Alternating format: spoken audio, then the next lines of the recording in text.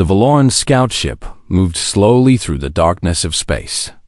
It was a small vessel, built for watching and learning, not for fighting. Commander Xyrith stood near the main window, looking at the blue and green planet that grew larger as they approached. His four eyes studied every detail carefully. "Another primitive world," he said to his second officer, a young female named Kethra. "The signals we picked up show basic radio technology. They have barely managed to leave their own planet." The Valoran Empire had been exploring the galaxy for thousands of years. They had found over 3,000 species with thinking minds. Most of them were simple farmers or peaceful builders who joined the empire without trouble. Some were scattered tribes who could not fight back even if they wanted to. This world, which their maps called System 7 Zone 9C, looked like just another easy addition to the empire. "Start the normal watching procedures," Xyrith ordered. "We will look at their cities, check their technology, and send our report back home within a few days." Kethra's thin fingers moved across the control panel. The ship's hiding systems turned on, making the vessel invisible to any detection equipment the Valorans had ever seen. The ship dropped down through the planet's atmosphere, completely hidden from sight. They decided to start watching over a large piece of land that the beings here called North America. The ship floated above what looked like an important government city. Xyrith felt the same boredom he always felt on missions like this. He had done this hundreds of times before. That boredom was about to disappear. The first sign that something was different came when Kethra's control panel started making a strange warning sound. "Commander," she said, her voice showing confusion. "I am finding an unusual energy reading from the surface. Actually, many readings. They are spread across the whole planet." Xyrith leaned forward in his chair. "Explain." "They appear to be weapon systems. Nuclear devices, mostly, but also." She stopped and checked her readings again. "Commander, the number is very large. I am counting thousands of separate warheads." "Thousands?" Xyrith's eyebrows went up high. "For a species that has not even built colonies past their own moon, there is more. I am finding military ships in their oceans. Big ones, hundreds of them spread around the planet, and flying war machines in the tens of thousands." Xyrith brought up the tactical display himself, sure that his officer had made a mistake. What he saw made his blood turn cold. The planet below was not a peaceful world waiting to join the Empire. It was a fortress covered in weapons. The weapons were simple by galactic standards, yes, but they existed in numbers that made no sense at all. Why would any species need so many weapons? Kethra whispered. Who could they possibly be fighting? Xyrith studied the information with growing worry. Search their history. Look for evidence of attacks from space, invasion attempts, anything that would explain why they have built so much military power. The search came back empty. There were no records of contact with aliens, no evidence of invasion from space, no outside threat of any kind. These humans had built all of this to fight each other. Xyrith sat back in his chair, his mind trying to understand what he was seeing. In all his years of service, he had never found anything like this. Most species stopped building weapons once they had enough to protect themselves. They turned their attention to art, science, exploration. They grew beyond their violent past. These humans had not stopped.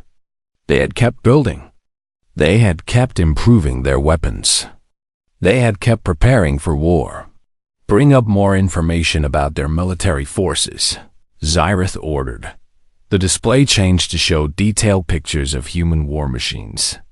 There were armored vehicles that moved on tracks, carrying large guns. There were flying machines of many different types, some designed to fight other flying machines, some designed to drop explosives on ground targets. There were ships that could travel under the water, carrying nuclear missiles that could destroy entire cities. How many nations exist on this planet? Zyrith asked. Approximately 195 separate political groups, Kethra answered. Many of them maintain their own military forces. And they fight each other? Constantly, Commander.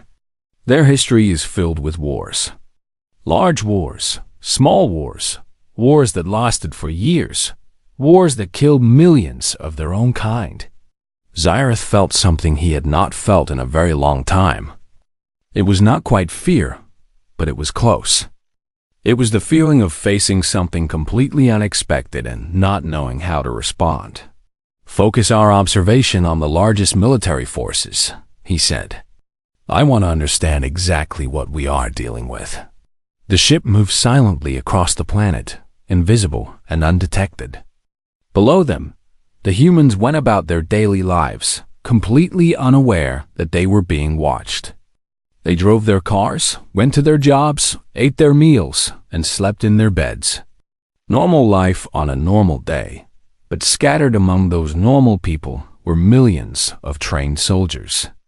Hidden in underground bunkers were thousands of nuclear weapons. Floating in the oceans were hundreds of warships.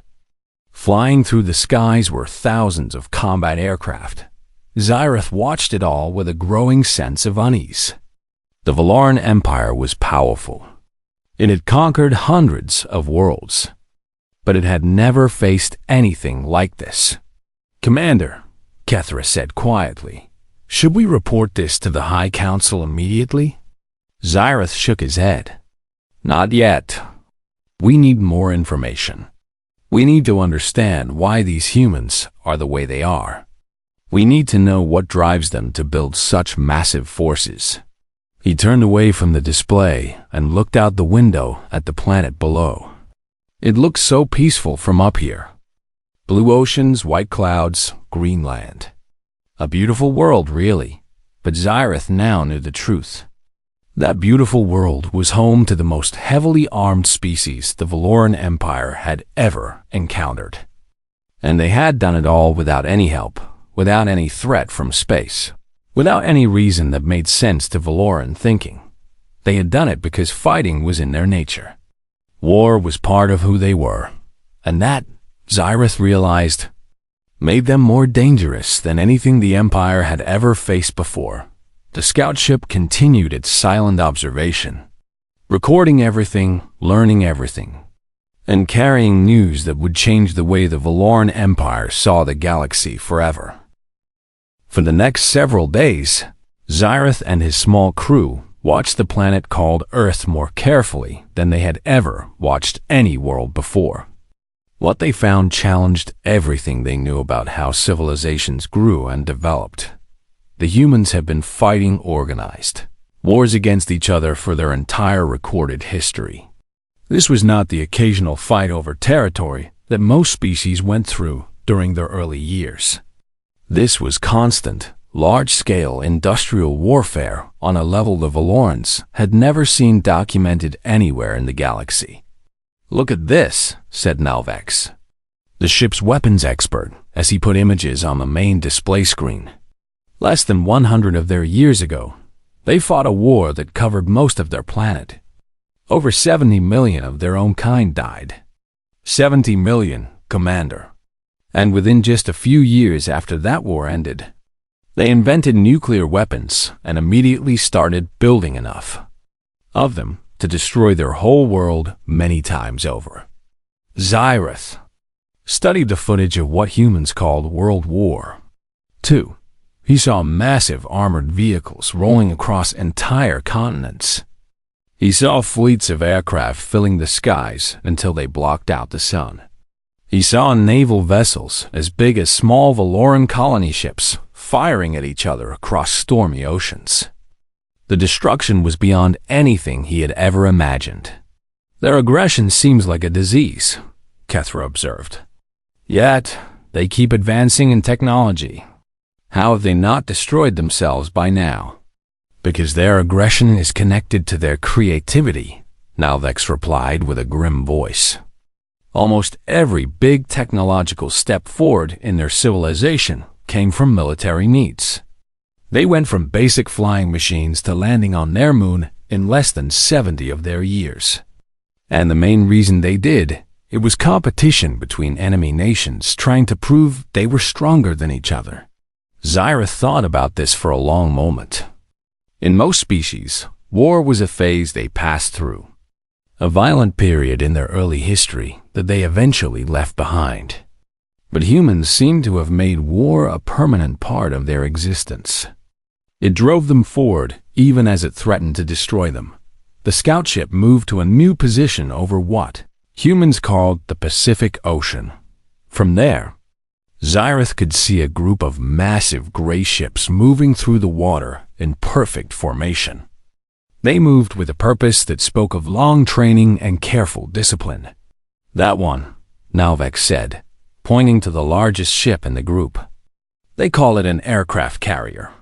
It is basically a moving military base. It can attack targets anywhere on the planet. That single ship carries more combat aircraft than most species build in their first 1,000 years of having technology." "How many of these ships do they have?" Xyrath asked. "The Americans alone have 11 of the biggest type. Other nations have smaller versions. When you add in their underwater ships, their surface combat vessels, and their support ships, their combined naval forces number in the thousands."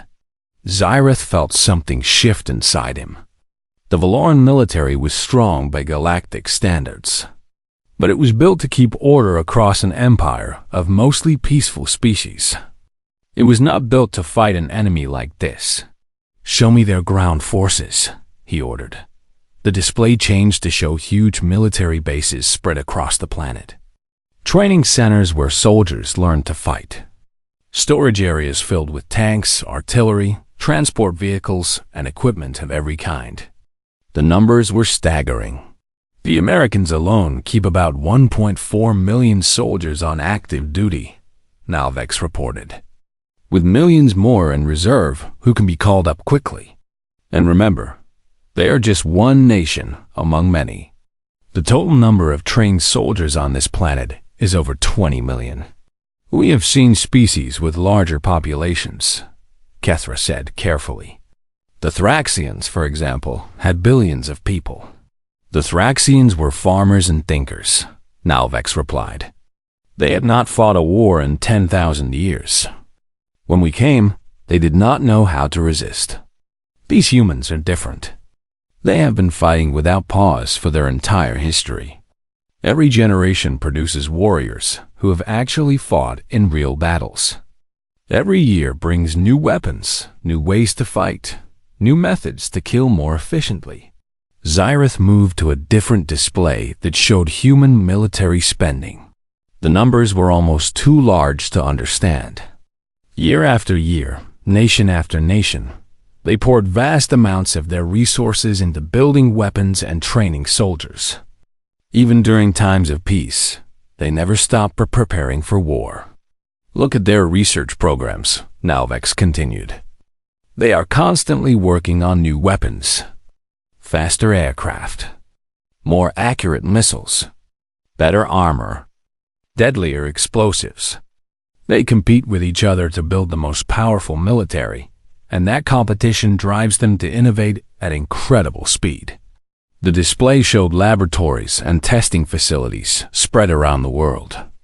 Scientists and engineers working day and night to create new ways to fight.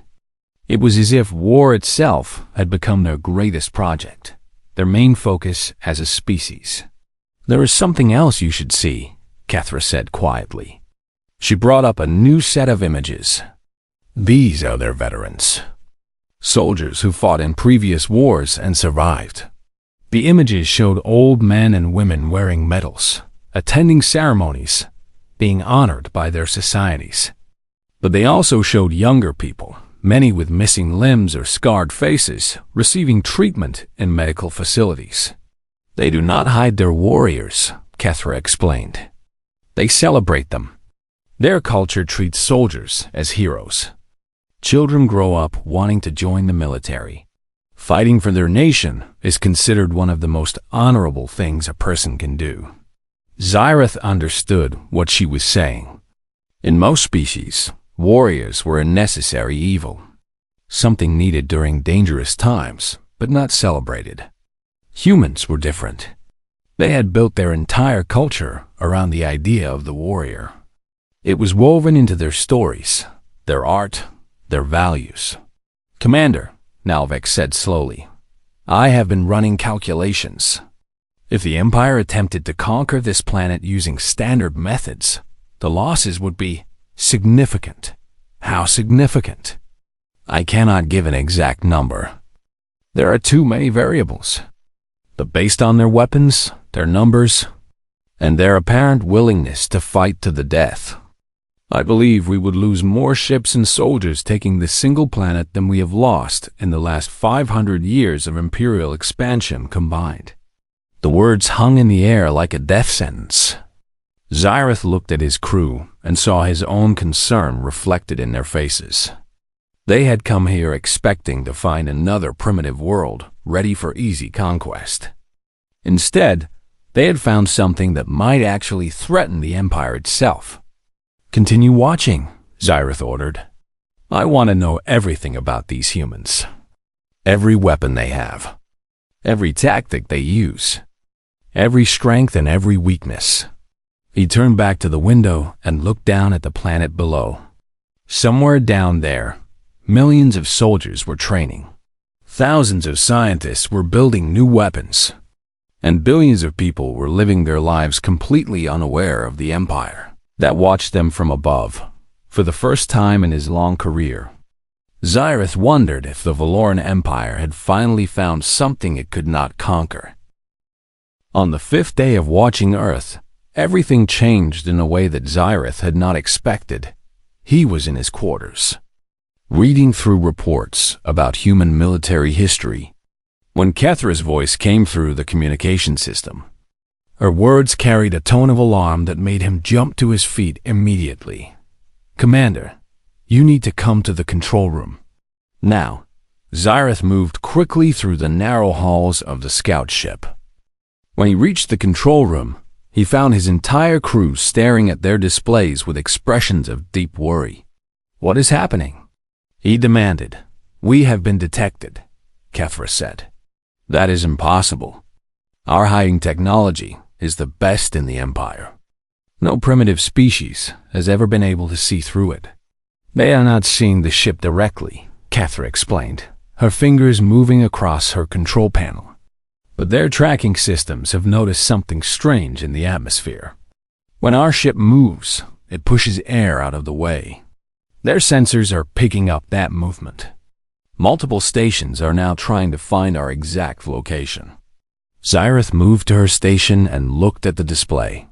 Across the continent below, human radar stations were coming to life. Their detection beams swept across the sky in overlapping patterns, searching for something they could not quite see but knew was there. "They cannot actually see us," he said, though he did not feel as confident as he sounded. "No, but they know something is here. Look at this." The display showed military bases across North America shifting to high alert status. Aircraft were being prepared for takeoff. Missile batteries were powering up. Radio channels filled with urgent messages as commanders talked to each other. All of this because of some strange air movement? Xyrath asked, unable to hide his surprise. "They have monitoring systems everywhere," Nalvek said from his station. "Satellites in orbit, stations on the ground, ships at sea. And all of these systems are connected. When one sensor finds something unusual, that information spreads across their entire military network in seconds." Xyrath watched in amazement as the human war machine began to wake up. This was not the panicked reaction of a primitive species facing the unknown for the first time. This was the smooth, practiced response of a civilization that had been preparing for exactly this situation for a very long time.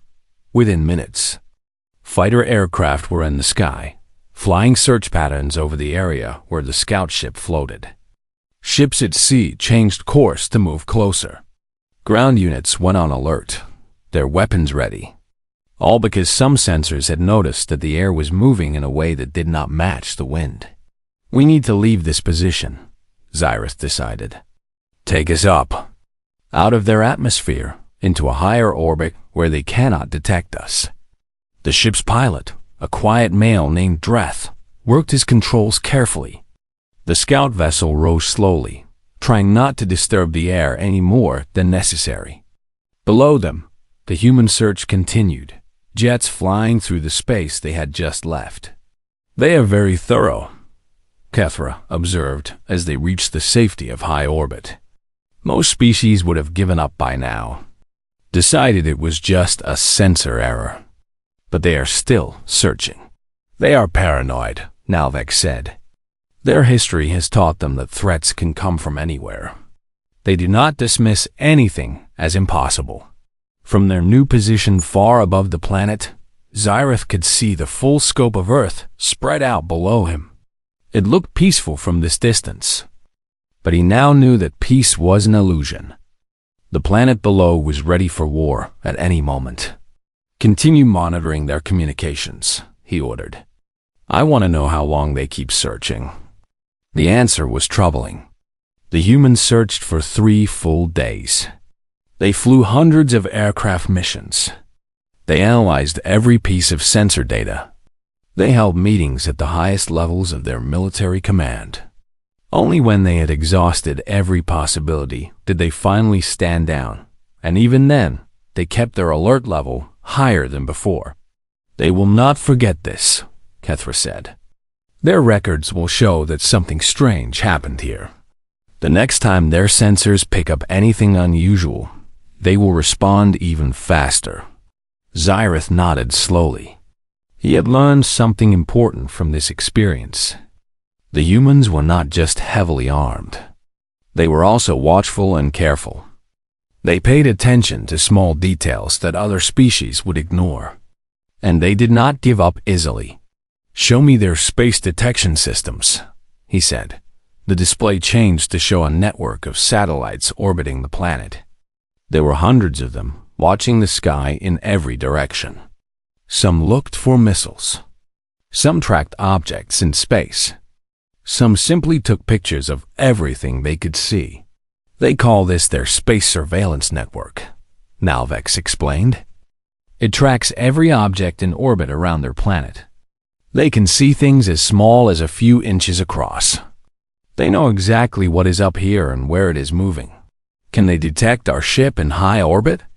"Not with their current technology. We are too far away, and our hiding systems work better in the vacuum of space. But if we move closer, or if we do anything that affects their satellites, they will notice." Xyrith thought about what this meant for any future contact with humanity. Even approaching their planet would be difficult. They had built layers of detection systems specifically designed to spot anything unusual. Any fleet coming from space would be seen long before it arrived. "What would happen if we sent a message?" he asked. "If we tried to communicate with them peacefully?" Kethra pulled up information on human reactions to the idea of alien contact. What she found was not encouraging. "They have thought about this possibility for a long time," she said. "They have made plans for many different scenarios. Some of their plans involve peaceful communication, but many involve military response. They would not simply trust us because we said we came in peace. Because they do not trust each other," Nalvex added. "They've been betrayed too many times in their history. Peaceful promises that turned out to be lies. Treaties that were broken. Trust is not something they give easily, even to each other. They would certainly not give it to strangers from space." Xyrith looked at the planet below and tried to imagine how first contact would actually go. A Valaran diplomatic ship arriving in orbit. Human weapons locking onto it immediately. Demands for identification, proof of peaceful intent, and probably threats of destruction if any wrong moves were made. It would not be the smooth, easy incorporation that the Empire usually experienced. It would be a tense, dangerous encounter where any mistake could lead to war. "We have learned something valuable today," Zyrith said finally. These humans are not just strong. They are also alert and suspicious. They are ready for threats they have never seen before. They plan for situations that have never happened. He turned to face his crew. This changes our mission. We are no longer simply observing a primitive species. We are studying a potential threat to the Empire. Everything we learn here could be important. Every detail matters. The crew nodded in understanding. The easy mission they had expected was gone. In its place was something much more serious. Something that could affect the future of the entire Valaran Empire. Zyrith returned to the observation window and looked down at Earth. The humans had no idea that they had almost discovered an alien spacecraft in their skies. They had no idea that they were being watched by an empire that spanned hundreds of star systems. But they had responded as if they did know, as if they were ready for exactly that possibility. And that, more than anything else, told Zyrith just how dangerous these humans really were. Zyrith called his crew together for a private meeting in the ship's small conference room. What he was about to say would be controversial, and he wanted to make sure everyone understood the situation. Before they returned home, I am going to recommend that the Empire does not expand into this star system, he announced. The silence that followed was heavy. No one spoke for a long moment. Such a recommendation had never been made in the entire history of the Valaran Empire. Every species they had contacted had eventually been brought under Imperial control, one way or another. To suggest otherwise was almost unthinkable. Commander, Kethra said carefully, the High Council will not accept such a report without very strong reasons. Then we will give them very strong reasons. Zyrith turned on the main display, showing a timeline of human military history. Look at this pattern. Every time humans have faced a threat, they have responded with overwhelming force. When evil leaders rose to power on their own world, they sacrificed millions of lives to defeat them. When they developed weapons that could destroy everything, they built more instead of destroying them. They would rather face total destruction than accept being controlled by someone else. He moved through the display, showing images of different wars throughout human history. Soldiers charging into battle against impossible odds. Cities reduced to rubble rather than surrendered. Resistance fighters continuing to attack occupying forces for years or even decades. They fight each other with incredible violence, Zyrith continued. But whenever they face an outside threat, they unite. They put aside their differences and combine their strength against common enemies. If we tried to conquer them, we would not be fighting one nation or a few nations. We would be fighting all of humanity together. You believe they would actually work together against us? Nalvex asked. I believe they would fight us with everything they have. Yes, our technology is better than theirs. But their numbers are huge. Their willingness to fight is unlike anything we have ever seen. And they are spread across a planet that would be incredibly difficult to control. Dreth, the pilot who rarely spoke during meetings, raised a question. Could we not simply destroy their civilization from space? Use our ships to attack until they surrender? Could we? Zyrith replied. These humans have been preparing for exactly that kind of attack. They have built underground facilities that can survive nuclear war. They have plans to keep their military command working even if their cities are destroyed. Their soldiers could fight a guerrilla war that would last for generations. We might destroy their civilization, but we would never truly defeat them. He brought up another display showing human nuclear weapons. Missiles in underground silos. Bombs carried by aircraft. Warheads hidden on submarines beneath the ocean. The total destructive power was almost beyond imagination. Consider what would happen if we sent a conquest fleet, Zyrith said. First contact would probably trigger an immediate nuclear response. They would launch everything they have, not at us, but at each other and at themselves. They would rather destroy their own world than let us take it. That makes no sense, Kethra said. Why would they destroy themselves? Because to them, freedom is worth more than survival. Their history proves it again and again. They would rather die fighting than live as slaves. And even if we somehow neutralized their nuclear weapons, they have mobile launch platforms and hidden facilities that would be extremely hard to find and destroy. Xyrith pulled up tactical projections showing what a war with humanity might look like. The numbers were grim. Thousands of Valoran ships destroyed. Millions of soldiers killed. A campaign that could last for decades and still might not achieve victory. Our empire has conquered warrior species before, Nalvex pointed out. Name one that had nuclear weapons, global military infrastructure, and 20 million trained soldiers before we ever contacted them. Xyrith replied. No one had an answer. There was something else to consider, Xyrith continued. These humans learn very quickly. If we attacked them today, they would study our weapons and tactics. They would find weaknesses we did not know we had. They would adapt and improve. Within a few years, they might be building weapons that could actually threaten our ships. You think they could advance that quickly? Kethra asked. They went from riding horses to splitting atoms in less than 200 years. They went from their first powered flight to landing on their moon in less than 70 years. When they focus on a problem, especially a military problem, they solve it faster than any species we have ever seen. Xyrith turned off the display and looked at each member of his crew. I know my recommendation is unusual. I know the High Council will be skeptical, but I believe that attacking humanity now would be one of the worst mistakes the Empire has ever made. What do you suggest instead? Dreth asked. We watch and wait. We monitor their development from a safe distance. We let them expand beyond their home world, stretch their resources thin, and lose some of their unity. We contact them only when we can negotiate from a position of overwhelming strength.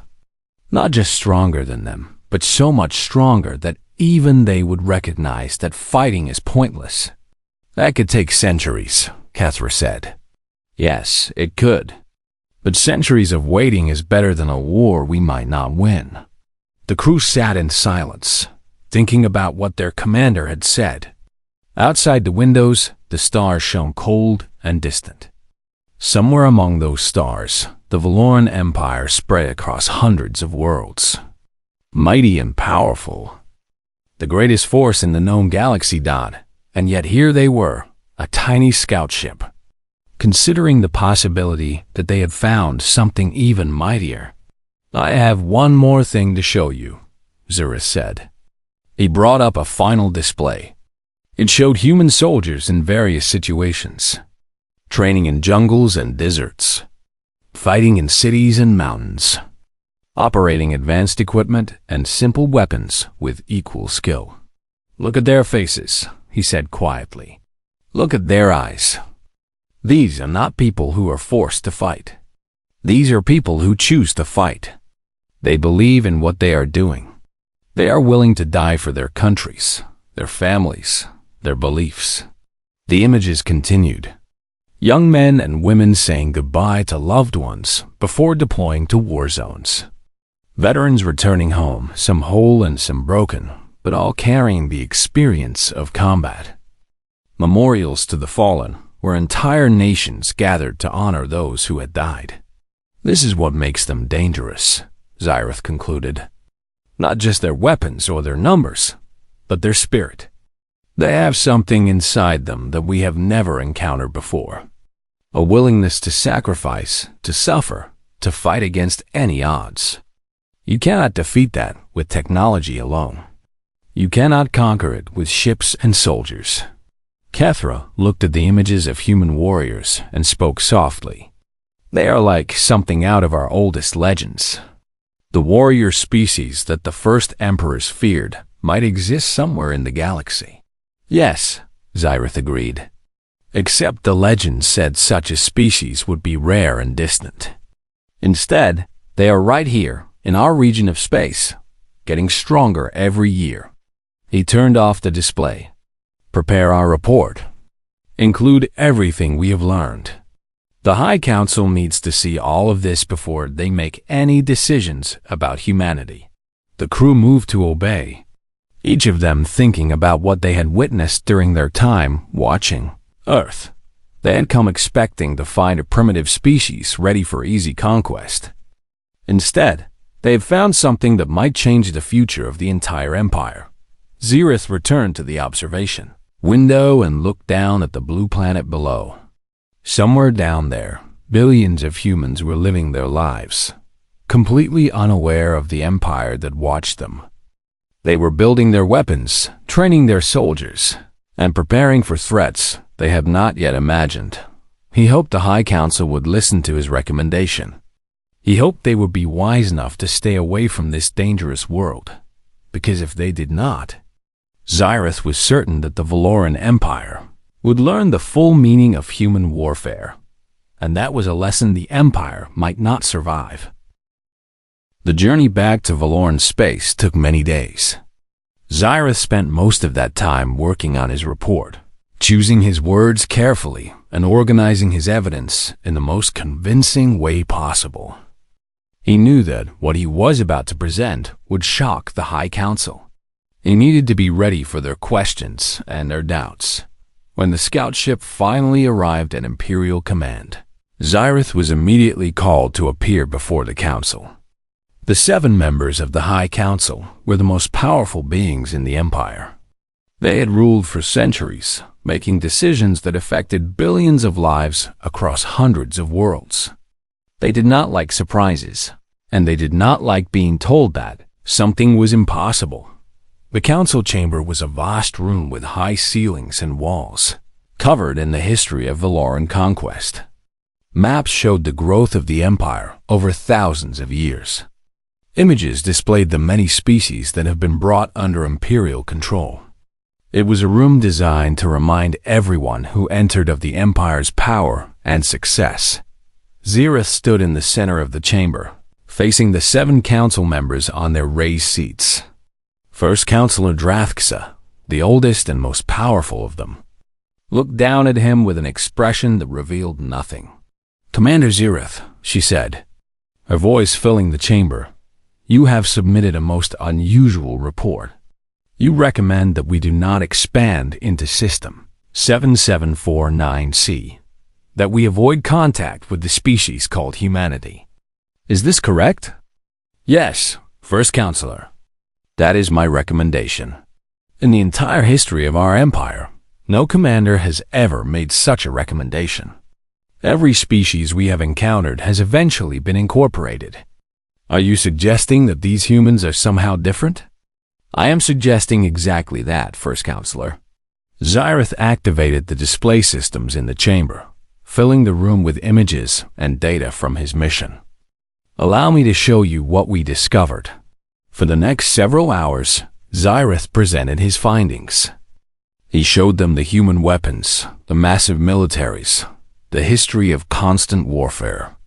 He explained how quickly humans could mobilize, how thoroughly they monitored their skies, how fiercely they would fight against any threat. He walked them through his tactical analysis, showing the projected losses from any attempt to conquer Earth. The council members listened in silence, their expressions growing more serious as the presentation continued. Some of them had lived for thousands of years and had seen many strange things, but none of them had ever seen anything quite like this. When Xerath finished, First Counselor Drathxa spoke again. "Let me make sure I understand your position. You believe that these humans, who have not even colonized their own solar system, who have technology far inferior to our own, represent a genuine threat to the Empire." "I believe that attempting to conquer them would cost us dearly," Xerath replied. "Perhaps more dearly than we can afford. Their numbers are vast, their determination is absolute, and their willingness to fight is unlike anything we have ever encountered. Some on this council believe you have allowed fear to affect your judgment, Draxa said. That you have exaggerated the threat these primitives represent. I understand that concern, First Counselor, but I would ask those who doubt my assessment to consider the evidence carefully. We have conquered many species. We have faced warriors and soldiers of all kinds. But we have never faced a species that builds weapons constantly, that has been at war for its entire history, that would rather destroy itself than be conquered. Another council member, a male named Vorkan, who oversaw military affairs, leaned forward. You speak of their nuclear weapons. We have encountered nuclear civilizations before. They are dangerous, but manageable. With respect, Counselor, the situations are not comparable. Previous nuclear species had perhaps a few dozen weapons. Humanity has over 13,000. And they have spent decades developing systems to launch those weapons quickly and accurately. They can respond to an attack within minutes. Even so, our orbital weapons could neutralize their launch sites. Some of them, yes. But their submarines carry nuclear missiles and can remain hidden beneath their oceans for months at a time. Their mobile launchers can move constantly, making them almost impossible to find. Even if we destroyed 90% of their weapons in a first strike, the remaining 10% would still represent a devastating force. The council deliberated in quiet voices among themselves. Xyrith waited, knowing that his entire career, perhaps his entire future, depended on their decision. Finally, First Counselor Draxa spoke again. This council has discussed your report at length. While some remain skeptical of your conclusions, the majority agrees that caution is appropriate in this situation. Xyrith felt a wave of relief wash through him. We have decided to adopt a modified version of your recommendation, Draxa continued. No contact will be made with humanity at this time. Observation will continue from a safe distance. Imperial expansion will be directed away from their region of space until further notice. A wise decision, First Counselor. Perhaps. But there is an additional matter. Drax's 4 eyes fixed on Xyrith with intense focus. You will be returning to human space. Not simply to observe, but to prepare. Prepare for what, First Counselor? For the possibility that they come to us. Draxa rose from her seat, her presence filling the entire chamber. You have shown us that humanity is something we have never encountered before.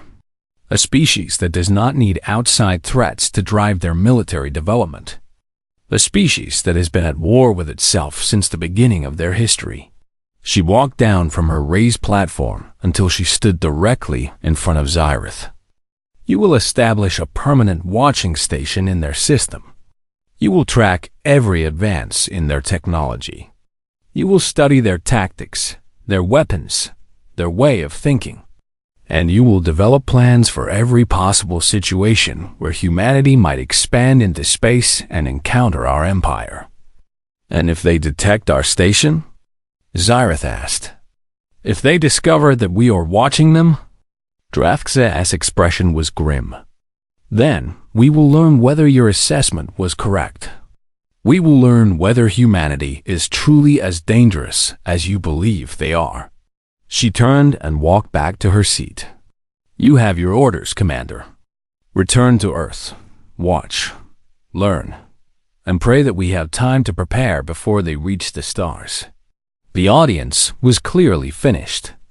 Xyrith bowed respectfully and left the council chamber, his mind already working on plans for the long mission ahead. As he walked through the corridors of Imperial Command. He passed walls covered with the history of Valaran triumph. Hundreds of species conquered. Thousands of worlds brought under control. An empire that had seemed unstoppable for longer than most species had existed. But somewhere in the vastness of space, a single blue world waited. A world that did not know about the empire. A world that was not afraid of anything. A world that had spent its entire history preparing for war. Xyrith reached his ship and found his crew already preparing for departure. They had received their orders and understood the importance of their mission. They would be the first line of observation, the early warning system that would alert the Empire if humanity ever became a direct threat. Set course for System 749C. Xyrath ordered as he took his place on the command deck. The ship hummed to life around him. Through the observation window, he could see the stars stretching endlessly outward. Countless worlds, countless species, all under Valoran control, but not all of them. Not yet. And perhaps, for the first time, not ever. As the ship jumped to faster than light speed, Xyrath thought about what the future might hold. Would humanity eventually reach the stars? Would they encounter the Empire as friends or enemies? Would there be war, or could some kind of peace be found? He did not know the answers. No one did. But he knew one thing for certain. The galaxy would never be the same now that the Valoran Empire knew about humanity. The scout ship traveled through the darkness of space, carrying its crew back toward the most dangerous species they had ever encountered. Back toward Earth. Back toward the warriors who did not know they were being watched. Back toward a future that no one could predict. And in the vastness of space, the stars seemed to shine a little brighter, as if they too were curious to see what would happen when humanity finally reached up to meet them.